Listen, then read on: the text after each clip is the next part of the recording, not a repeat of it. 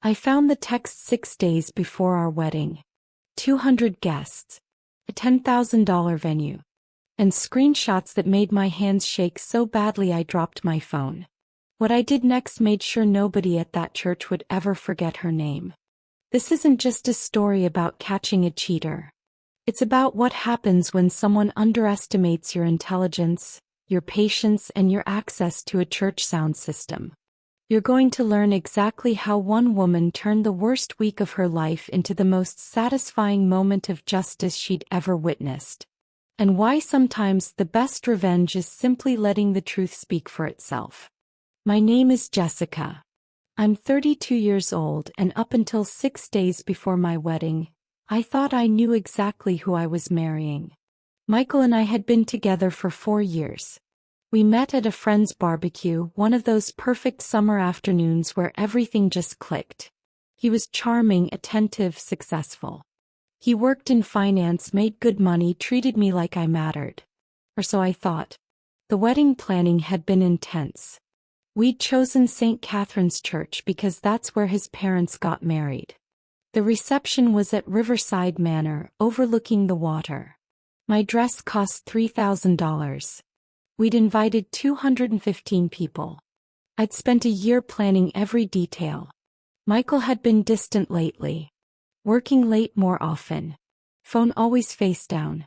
But I told myself it was wedding stress. Everyone says the months before a wedding are hard. I believed that. I wanted to believe that. A week before the ceremony, I was at our apartment, finalizing the seating chart. Michael said he was at the office, closing a deal. His phone was on the kitchen counter. He'd forgotten it. It buzzed. Then again. Then 3 more times in rapid succession. I wasn't the type to check his phone. I'd never been that person. But something in my gut twisted. So I picked it up. The name on the screen was Dave Jim. Except I knew all of Michael's gym friends. There was no Dave. I opened the messages. And my entire world collapsed. Dave Jim was not Dave. It was Danielle. A woman from his office. And the messages, they were explicit. Ongoing. Not a one-time mistake. Not a drunken error.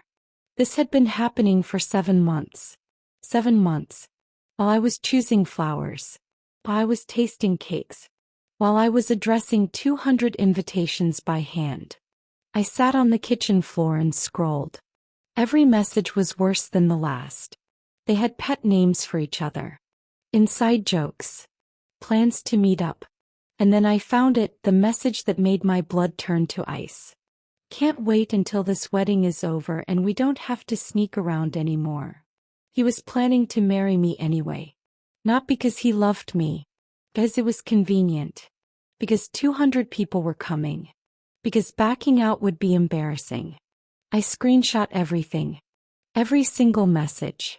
I sent them to my email. To my cloud storage.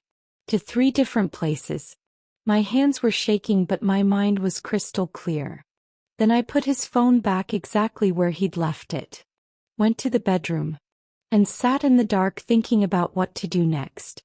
I could confront him. Have a screaming match. Call off the wedding privately. Let him save face. Let everyone think it was mutual.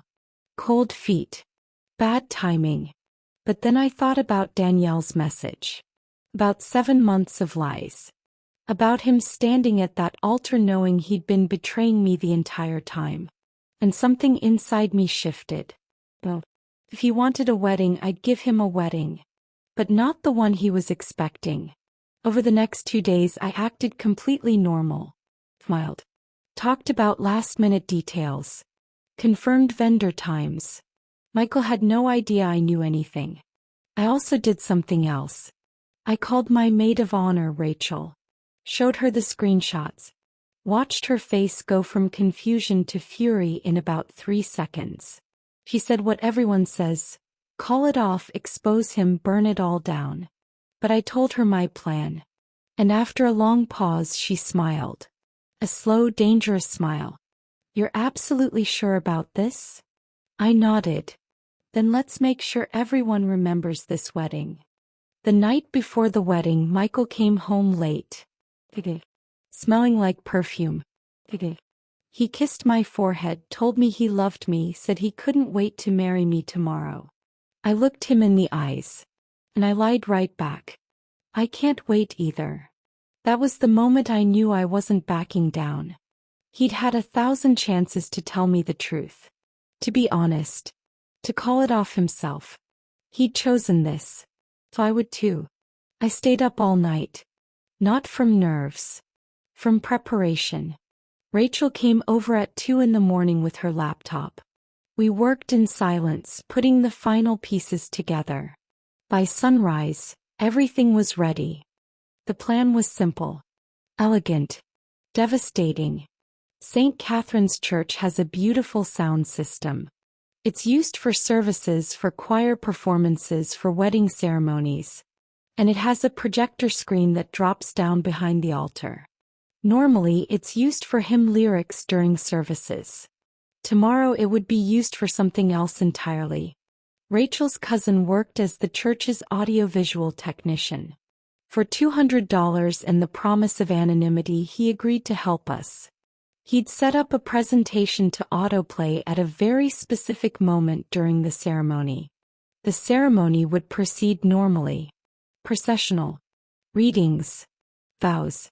And then, right before the speak now or forever hold your peace moment, the screen would drop. And a slideshow would begin. Not photos of us. Not a romantic montage. Screenshots. Every single one. Text messages between Michael and Danielle. Timestamps. Explicit content blurred just enough to stay church appropriate. But not enough to hide what they were. The audio would play too. A simple voiceover I recorded at 3 in the morning. These are text messages between Michael and his coworker Danielle, sent over the past 7 months while we planned this wedding. I found them 6 days ago. I wanted everyone here to know the truth before making this commitment permanent. Then silence. No dramatic music. No commentary. Just the truth. Rachel asked me if I was sure. If I really wanted 200 people to witness this. I thought about 7 months of lies. About Danielle's message. About him standing there in his tuxedo, thinking he'd gotten away with it. Yes, I was sure. The wedding day arrived. I got ready with my bridesmaids. Hair. Makeup. The $3,000 dress. I looked beautiful. I looked happy. Inside I was counting down minutes. Rachel kept checking her phone. The AV tech confirmed everything was set. Auto-timed. Blocked. No way to stop it once the ceremony started. My father walked me down the aisle. Michael stood at the altar looking relieved. Probably thinking he'd dodged a bullet. That I hadn't found out. That he'd pulled it off. The officiant began. Dearly beloved. We are gathered here today. I watched Michael's face. He was smiling. Confident. He had no idea what was coming. The readings happened. His cousin read from Corinthians. Love is patient, love is kind. The irony wasn't lost on me. Then came the vows. Traditional ones. I went first. I spoke every word clearly. Looking him right in the eyes. Knowing that in about 90 seconds his entire world was going to implode in front of everyone he knew. He said his vows. Promised to love and cherish. In sickness and health. Forsaking all others. Forsaking all others. The officiant smiled. Opened his mouth to continue. And right on cue the projector screen descended behind us with a soft mechanical hum. Michael turned slightly. Confused. The first screenshot appeared. 20 feet tall. Crystal clear. It was a text from Danielle. Missing you already. Last night was incredible. Below it Michael's response. Can't stop thinking about you. Just a few more weeks and we won't have to hide. The church went dead silent. I watched Michael's face drain of color. He looked at the screen. At me. At the screen again. His mouth opened but no sound came out. The second screenshot appeared. Then the third. Then the fourth. Each one more damning than the last.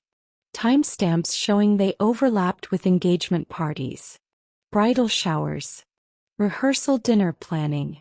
Then my recorded voice came through the speakers. Factual. These are text messages between Michael and his coworker Danielle, sent over the past 7 months while we planned this wedding. I found them 6 days ago. I wanted everyone here to know the truth before making this commitment permanent. 200 people sat in absolute frozen shock. Michael tried to grab my arm. I stepped back. Jess, I can explain, this isn't. It's exactly what it looks like. His mother stood up in the front pew. His father's face was stone. My parents looked devastated but not surprised. I'd told them the night before, asked them to trust me. The screenshots kept cycling.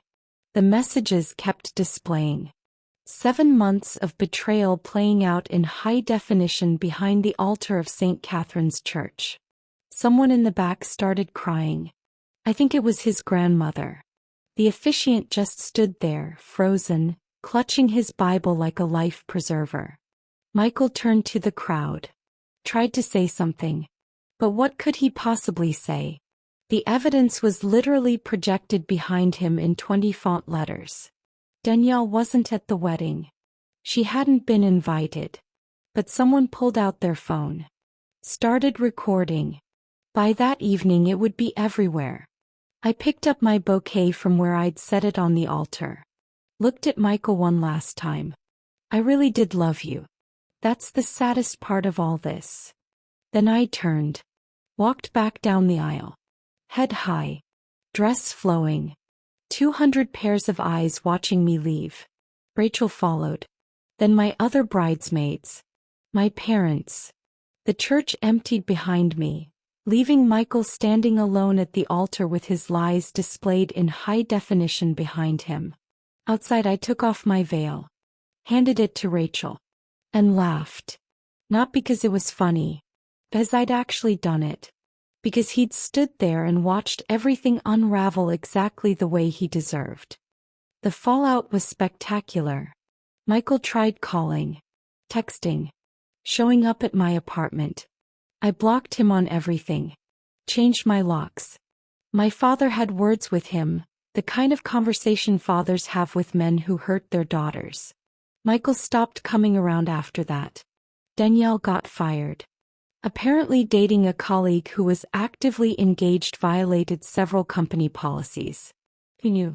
Michael got transferred to a different department. Demoted. The office gossip was vicious. His family was furious. Not at me, at him. His mother called me a week later, crying, apologizing for her son. I told her it wasn't her fault. That Michael made his choices. My family. They threw me a dodged a bullet party. Seriously.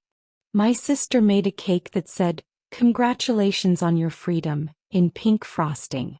We ate it while watching the video someone had posted online go semi-viral.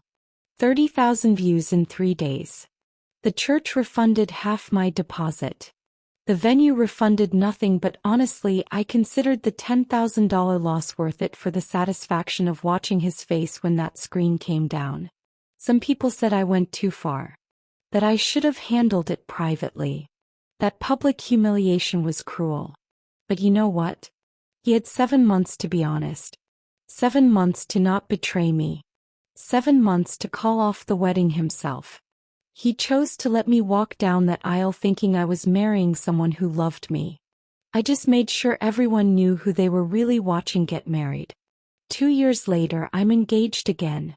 To someone who actually deserves the title fiancé. We're having a small ceremony. 20 people. No projector screens necessary. Michael? Last I heard he's still single. Danielle moved to another state. His reputation in our social circle never recovered. Sometimes I think about that day. About the screenshots 20 feet tall.